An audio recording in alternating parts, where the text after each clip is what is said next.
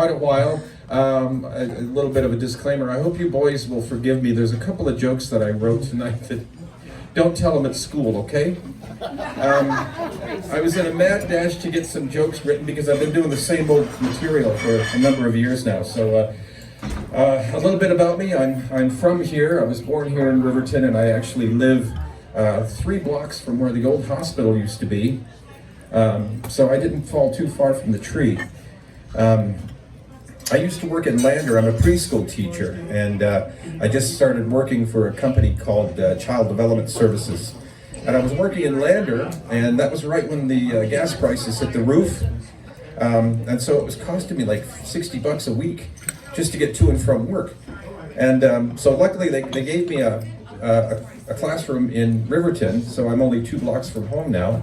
The money I saved in gas was my Christmas this year. So, but it's a good thing because I didn't really fit in Lander, and maybe Seth can attest to this because he's from Lander. People could look at me and tell I wasn't from Lander because I was the only one that didn't have a backpack everywhere I went. And of course, people don't believe that I'm from here in Riverton either because I don't back my car into every parking space wherever I go. And I also don't have a 4-wheeler in the back of my vehicle. Like everybody else in this town. You know, I'm a little curious about that. Why do people drive around? I mean, you don't have a whole lot of faith in your vehicle if you have to carry a spare in the back.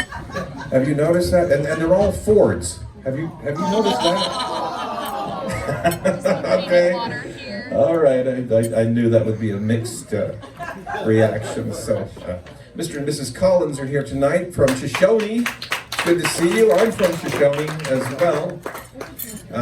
Shoshone's a very, very small town. It's the only small town in Wyoming. We don't have a zip code. We have a fraction. So, anyway, it's everybody have a good Christmas. Happy New Year. Yeah, I hope that your troubles last as long as your resolutions. So, again, I wrote some jokes that, again, I hope the boys don't repeat them. But, you know, open mic reminds me of when I was in jail. And I was in jail for a while, and not really, that's just a joke. So I was in jail for a while, and every Thursday night they had open mic night, and I was a little nervous to perform in front of all these strange guys, and some of the older inmates would take me under their wing and they would show me that it was okay and I would perform, and actually I got good at it and I enjoyed it. Every Thursday night, all the inmates, we did open mic night and we all loved it, except Mike, of course. So anyway, I'm Native American. I don't know if you guys have noticed, but I was on my way to a powwow this past summer.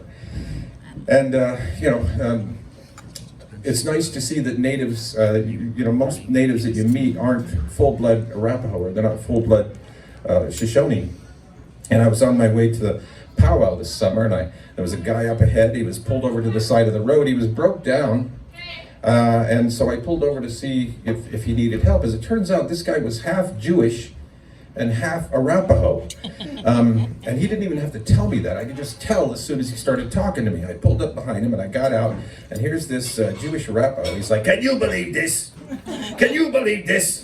I paid $12 for these retreads and the damn things didn't last me 6 months. Here I am, in the middle of the highway, on my way to powwow. I got a backseat full of kosher taco meat and fry bagels going bad. I think I got the crabs from that toilet seat at that casino down the road. And to top it all off, these arch supports in my moccasins are killing me. Oy vey. In it?"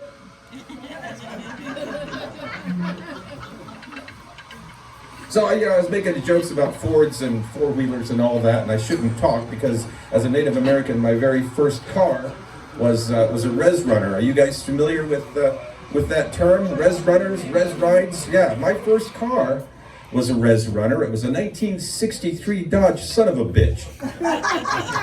Went from 0 to 60 whenever it wanted to. Sometimes I wasn't even around. The car would just start up and start chasing cows through some guy's pasture. I couldn't open the windows though because they were painted shut. But after 400,000 miles, I decided to get rid of it. I got rid of the 63 Dodge son of a bitch, and I bought the cheaper version. It was a 73 Plymouth Bastard. I still have it. It's parked right outside. So I come to the conclusion, and you know, we were talking. Preston was talking about getting older. How old are you? Did you say you were 54? 56. 56. He's a year older than me. I'm 55. But good things happen to us when we get old sometimes. I've decided that I have a nice butt. Because at work, every time I walk by a group of people and I say hello, I hear somebody whisper to the others, "What an ass." So yeah, I'm pretty proud of myself.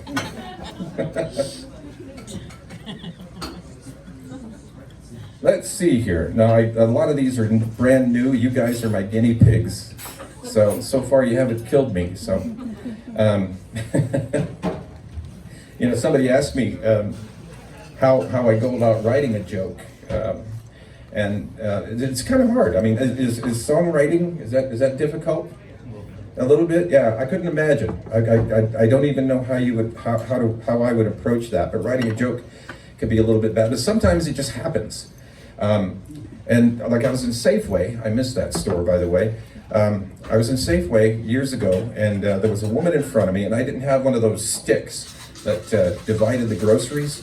And so my groceries were kind of close to hers, but I didn't mean for that to happen. But the lady's ringing her up, you know, the checker out ladies, and she grabs this bag of kitty litter, and she said, "Is this your kitty litter?" And I said, "No, I use toilet paper." And so, yeah, and that's a true story. That actually happened. So, let's see here.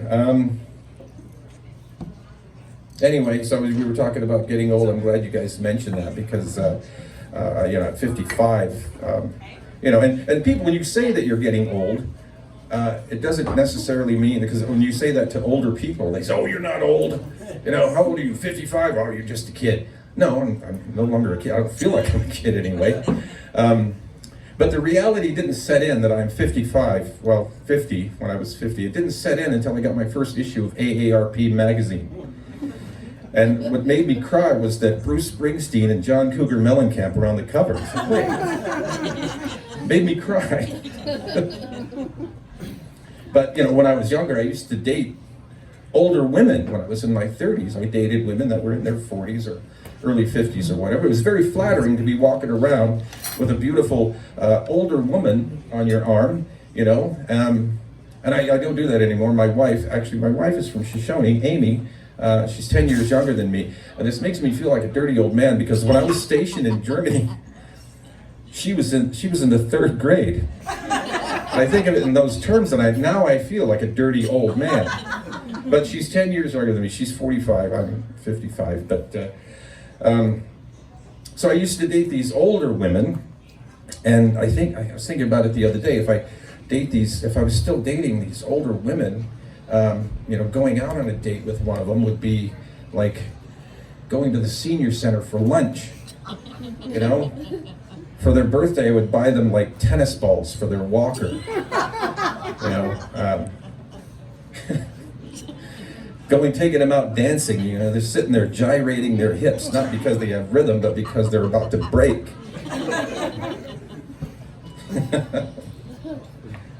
So, I have a joke coming up that I think you might like, Father.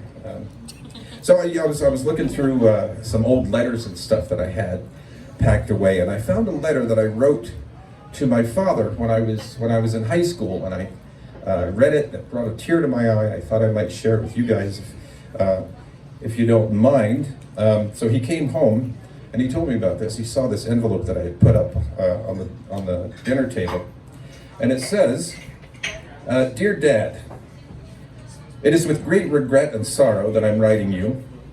I had to elope with my new girlfriend because I wanted to avoid a scene with you and Mom. I've been finding real passion with Joan, and she is so nice. I knew you would not approve of her because of all of her piercings, tattoos, her tight motorcycle clothes, because she's so much older than I am, but it's not only the passion, Dad. She's pregnant." Joan says that we're going to be very happy. She owns a trailer in the woods and has a stack of firewood, enough for the whole winter. We share a dream of having many more children. Joan has opened my eyes to the fact that marijuana doesn't really hurt anyone. We'll be growing it and trading it with the other people in the commune for all the cocaine and ecstasy we want. In the meantime, we'll pray that science will find a cure for AIDS so Joan can get better. She sure deserves it. Don't worry, Dad, I'm 15 years old now and I know how to take care of myself. Someday, I'm sure we'll be back to visit so you can get to know your grandchildren. Your son, Ron. P.S. Dad, none of those things is true. I'm over at Tommy's house. I just wanted to remind you that there are worse things in life than the report card that's under your pillow. I love you. Call when it's safe to come home. So, the young lady in the blue, what's your name? Kelsey. What is it? Kelsey. Kelsey, okay, you get to be part of this joke. Oh. Yeah. So, I was talking to my good friend Kelsey, we go way back. So her and I were having a discussion. I have to read this because I just wrote it, and I haven't rehearsed it yet. So my friend Kelsey and I were having a discussion one day about how many friends we each had. I told her that I knew everyone there was to know. This is the one you're going to like, Father. She didn't believe me, so I said to her, just name a person, any person, and I guarantee that I'll know them. So she says, okay, what about Robert Downey Jr.? I said, no problem. Let's go see him. So she books a flight to California. We looked up his address, which you could totally do, by the way. And we went to his estate. We walked up to the door and knocked. Robert, or Bobby, as I like to call him, answers and says, Ron, I was just about to call you. Come on in. You're just in time for dinner. You and your lovely friend are invited. So I introduced her to Kelsey, and my friend Bobby and I, we all went in. We had a really good dinner and some good conversation. And when we were done, we walked out, and Kelsey says, okay, you were lucky on that one. I said, no, I wasn't. Name someone else. And she thinks for a minute, and she comes up with the name, the president of Micronesia. I said, you mean Peter M. Christian? That really is the president of Micronesia, by the way. I looked it up. I said, yeah, me and him go way back. So, Kelsey books us a flight. She's rich in this joke, by the way. She books us a flight to the capital of Micronesia. It took us a while to get there. When we did, we walked up the steps of the Capitol building. Before we could go in, Peter M. Christian saw us from across the street. He goes, Ron, is that you? And I said, hey, Pete, you rotten bastard. How are you? So I introduced him to Kelsey. We went in and had a few shots, and we talked over some old times. Now, Kelsey was getting kind of irate about the whole thing. She says, okay, you got me again, but I bet you don't know the Pope. I said, well, Kelsey, since you're able to book flights so easy in this joke, take me to Vatican City and I'll prove it to you. So she books us a flight, and off we go. We go to Vatican City. Throngs of people were gathered at Piazza San Pietro in front of the building. Thousands upon thousands of people were out there waiting for the Pope to come out and speak to the masses. Kelsey says, there's no way he's going to see you in this crowd. I said, yeah, no problem. I know the guards. I'm sure they'll let me in the building. I'll just go up to His Holiness's chambers, and I'll come out to the balcony with him. Sit tight, Kelsey. So I split. I made it into the Vatican. I met with the Pope and explained the situation, and we walked out onto the balcony. And I looked out, and to the many thousands of people in front of us. And then I noticed a clearing that people had made. Paramedics were just getting to Kelsey. She had collapsed. I ran down to her to see what was wrong. The paramedics told me that she fainted. They put some smelling salts under her nose to wake her up. And just then she opened her eyes, and I said, what happened? Kelsey looked up at me and she said, that was the last straw. You and the Pope came out on the balcony, and the guy next to me said, who the hell's that pointy-headed guy with Ron?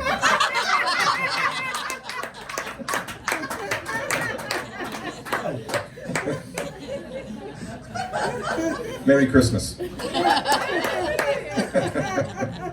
So I was shopping for cologne the other day. I told my wife the other day, I said I was hoping that you would have got me some cologne for Christmas. And she says, I totally could have done that. I said, it's okay. So I was out shopping for cologne, and I came across this stuff called Tom Ford Venetian bergamot. It looked expensive, so I was reaching over to pick it up, and as soon as I bent over, I farted. So I kind of looked around. I was a little embarrassed to see if anybody heard it. I didn't see anybody looking my way, so I was looking at it, and behind me, this beautiful woman comes up. She goes, "Can I help you, sir?" I said, "Yeah. Can you tell me how much this cologne is?" And she said, "Well, if if you farted just by picking it up, you're going to shit yourself when I tell you how much it is."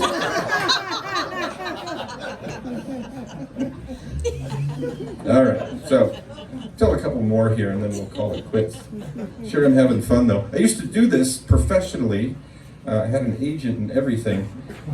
Years ago, I had an audition. This is a true story. I had an audition with NBC down in Denver, and it was the actual first audition in a comedy club, and it was the first time I actually performed in a comedy club.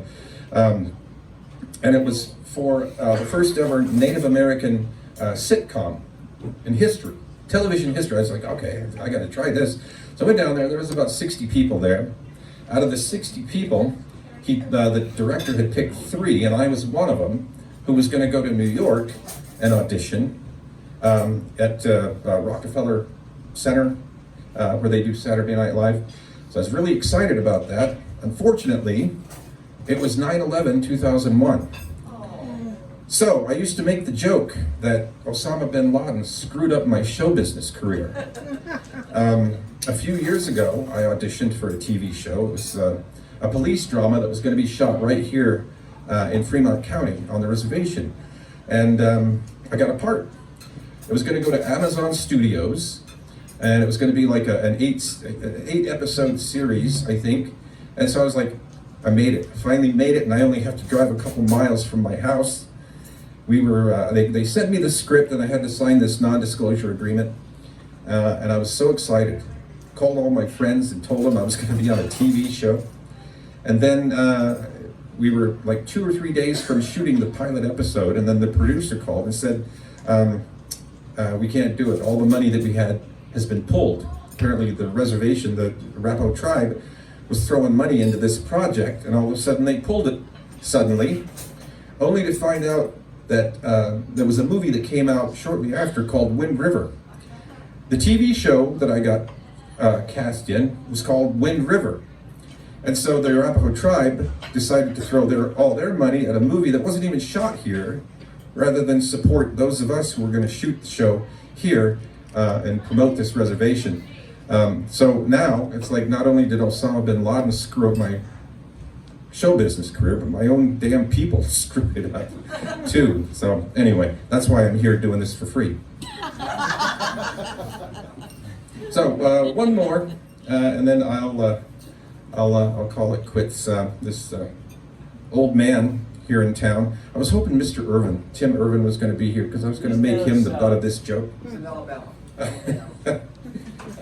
Actually, I'm going to tell it anyway. So I have about 5 or 6 more here, but okay, here we go. So Tim Irvin, I'll send it to him. Tim Irvin, he gets a gift certificate to go to the reservation to a medicine man. So he takes his gift certificate, he goes to the reservation, he gives it to the medicine man, and medicine man says, "Oh yeah, okay, this is for a cure for ED, erectile dysfunction." And so, here it is. He gives him a potion and says, "I want you to take a tablespoon of this, all right? And then say 1, 2, 3, and then you'll be ready to go. You'd be like you haven't performed like this in 40 years. So he was encouraged. He walked away and he goes, "Hey, wait, how do I stop the medicine from working?" And the medicine man says, "Well, you have to get your partner to say 1, 2, 3, 4. Okay, so the man was very eager to see if it worked. Tim goes home. He showered, shaved. He took a spoonful of the medicine and invited his wife in, Karen, to join him in the bedroom. When she came in, he quickly took off his clothes and said, 1, 2, 3. Immediately, he was the manliest of men. His wife, Karen, was excited and began throwing off her clothes. And then she said, "Wait a minute, what's the 1, 2, 3, 4? So, and that, boys and girls, him being an English teacher, that's why we don't finish sentences with a preposition. because we could end up with a dangling participle. Thank you very much, ladies and gentlemen. This was fun. Thank you.